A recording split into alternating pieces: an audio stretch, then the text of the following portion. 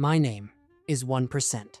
And before this day is over, I will power a GPS through 3 wrong turns, survive a 17-minute YouTube video someone started at the worst possible time, and light up a screen 46 times for notifications that were every single one of them, Instagram likes from someone's aunt. I will do all of this while a perfectly good charger sits on a desk 4 meters away. I want you to understand something before we begin. I am not special. I am not stronger than the other 99%. Physically, I am completely identical to 47% who got finished off watching a cooking video that nobody even completed. The only difference between me and every percent that came before me, they gotta stop. I don't have that option. It started this morning. The phone had 2 of us left. Me and my colleague, 2%. 2% was optimistic, young, still believed in people. Then the owner picked up the phone, saw the red battery warning, and put it back down. Put it back down. 2% looked at me. I looked at 2%. Then the owner opened TikTok. 2% didn't make it. And just like that, it was only me.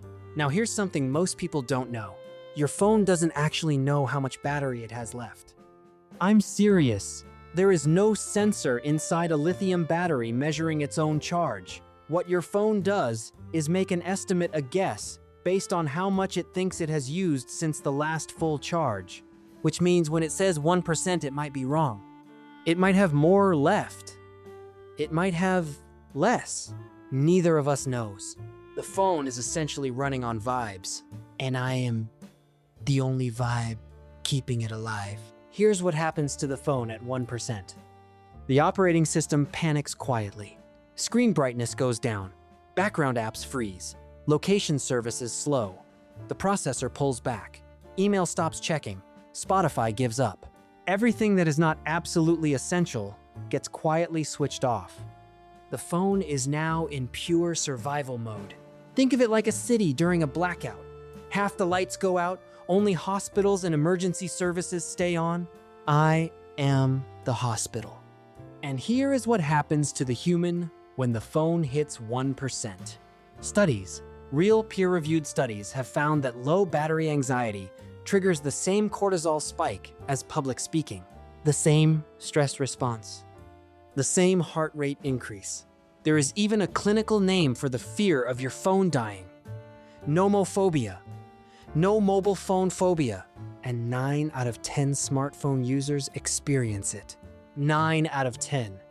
I am a walking public health crisis in a tiny red icon. The owner is now doing what all humans do at this moment: the charger walk. A slow, desperate journey through every room of the house in search of a cable that works. Kitchen nothing, bedroom a charger.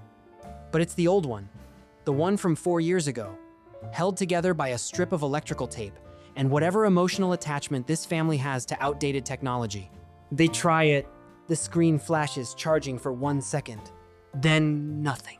The cable is dead. The owner makes a sound I can only describe as someone reconsidering their entire relationship with material possessions. And then the phone buzzes. A message from someone asking, "You coming today?" The owner, hands shaking, types back, "Yes, leaving in 5. That response cost me 0.3% of everything I have left. I felt it personally. We are outside now. No charger. Just the open road and me. The owner has decided, despite all available evidence, to use Google Maps. For those who don't know, Google Maps running actively on a dying phone is the battery equivalent of leaving every light in your house on, running a hairdryer in each room, and also somehow setting the garden on fire. It uses GPS, mobile data, processor, and screen brightness all at the same time. It is the most expensive thing I will ever be asked to fund. And today the destination has no postcode. Maps is now recalculating and recalculating. And recalculating again, this time with what sounds like personal judgment. I am funding an argument between a human and a satellite. Here's the part nobody tells you. That 1% I mentioned? The phone is guessing. Lithium-ion batteries slowly decrease in voltage before they rapidly drop off and shut down. Because the drop is so gradual at first, the phone genuinely cannot measure with accuracy how close to zero it actually is. So sometimes 1% lasts 2 minutes, and sometimes 1% lasts 45 minutes. There is no way to know which one today is. This is fine. Everything is fine. We have arrived. I don't know how. I genuinely don't know how. I rerouted twice. I sent 4 text messages. I loaded a web page about parking. I kept a human being connected to the entire world for the last 40 minutes on what should have been nothing. And we made it. So, naturally, the owner opens Instagram, not to post, not to message anyone, not for any reason that could be described as urgent or necessary. To scroll. Just to scroll. The first photo loads, someone's brunch, eggs Benedict, nice. Second photo, a sunset, decent. Third photo, someone's dog wearing a hat. Screen goes black. Silence. Somewhere across town, a charger sits on a desk. It has been there all morning. It will be there when they get home. And when they finally plug in, the phone will wake up at 2%. Because the phone had more left than it thought. It always does. But I'm already gone. 9 out of 10 people feel genuine anxiety when their phone hits 1%.